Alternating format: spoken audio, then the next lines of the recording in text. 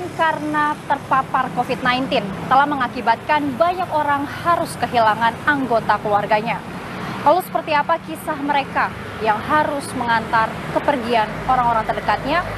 Bersama saya Luis Ayu, berikut liputan Melati Diah dan Widya Bayu Jati untuk Anda.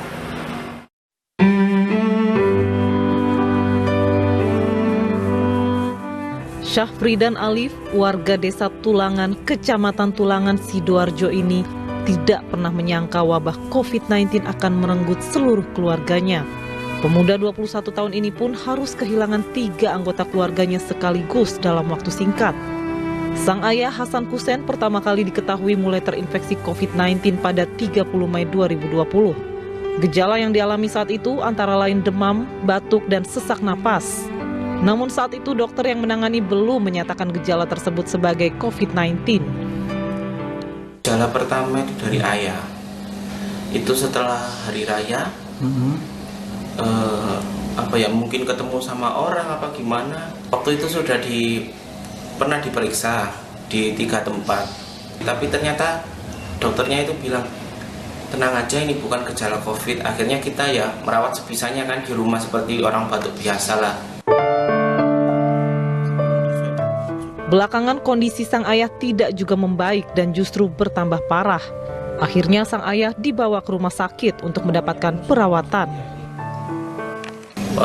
Tengah malam itu, sekitar tanggal 2 mungkin, tanggal 2 bulan 6, itu ayah mengeluh sesak nafas terus dadanya panas.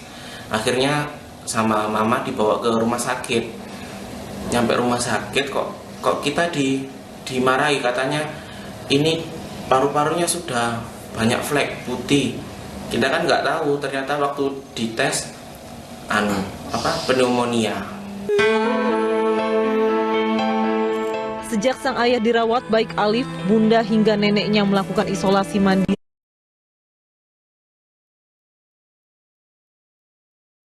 karena mengalami gejala terinfeksi COVID-19.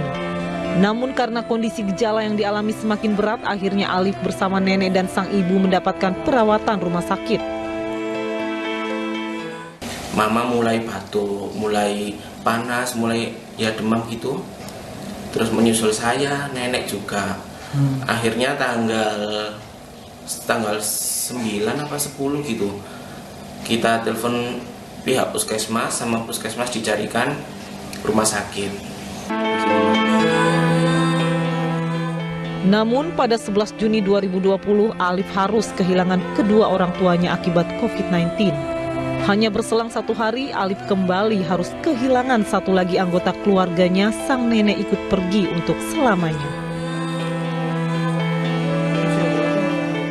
Keesokan harinya, hari Kamis kalau nggak salah ya.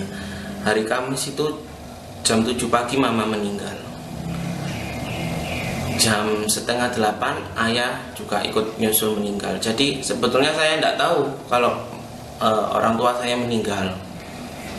Akhirnya keesokan harinya, hari Jumat itu jam 8 atau jam 9 itu nenek juga ikut wafat sekalian.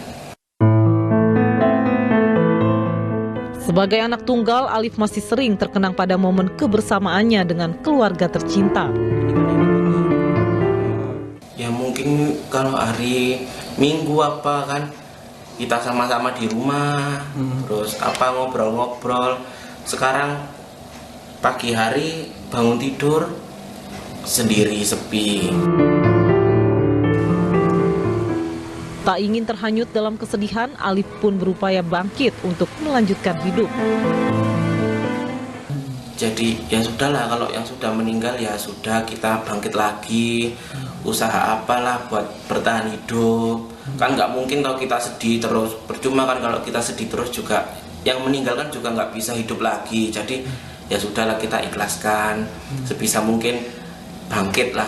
Kalau untuk setiap harinya itu saya kerja di konter pulsa.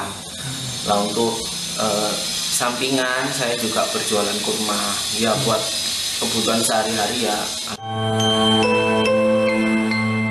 Hingga kini Alif mengaku belum menerima santunan dari pemerintah daerah setempat, meski sejumlah kelengkapan administrasi sudah dipenuhi. Kalau untuk dari pemerintah sih belum ada ya. Dulu itu sempat ada pemberitahuan lah untuk santunan kematian. Sudah saya kumpulkan berkas-berkas ke dinas sosial, tapi sampai sekarang juga belum keluar itu. Terkait belum turunnya bantuan pemerintah untuk Alif, Kepala Dinas Sosial Sidoarjo, Tirto Adi menyampaikan bahwa saat ini kelengkapan data Alif sudah diserahkan kepada pihak Kementerian Sosial. Sudah kita masukkan ke provinsi tahun 2020. Dari Dinas Sosial Kabupaten diajukan ke Dinas Sosial Provinsi, dari Dinas Sosial Provinsi diajukan ke Dirjen Linjamsas ke Kemensas RI.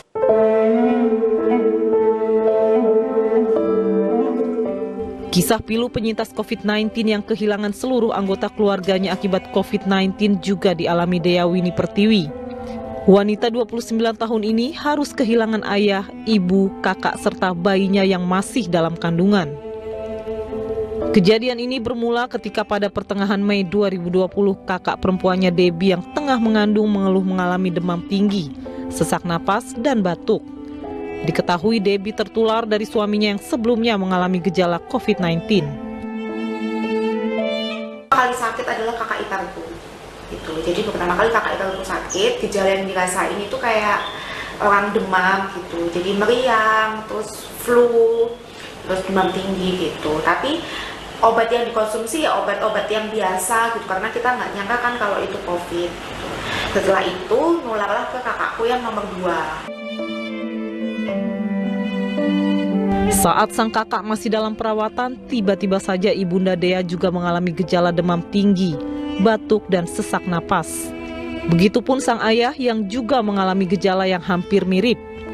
Akhirnya ayah dan ibu Dea dirawat di rumah sakit yang sama. Sementara Debbie, sang kakak yang tengah hamil, dirawat di rumah sakit berbeda. Malah mamaku tak diantarin ke IGD karena memang badannya sudah nggak enak, drop.